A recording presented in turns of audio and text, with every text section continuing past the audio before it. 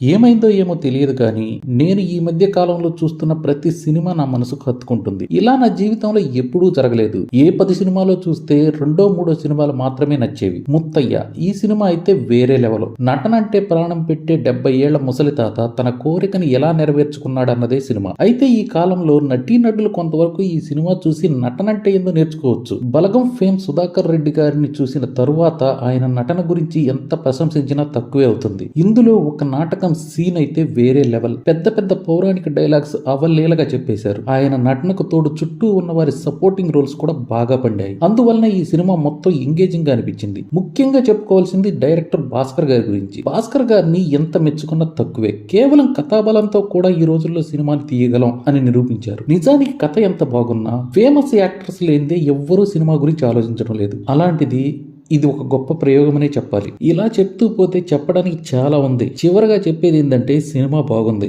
మంచి సినిమా కోసం 2 గంటలు ఖర్చు చేయడంలో ఏ మాత్రం తప్పులేదు. ఈ రివ్యూ కనుక మీకు నచ్చినట్టయితే ప్లీజ్ సబ్స్క్రైబ్ చేసుకోండి. బెల్ ఐకాన్ నొక్కడం మర్చిపోకండి. ప్లీజ్ ఎంకరేజ్ చేయండి.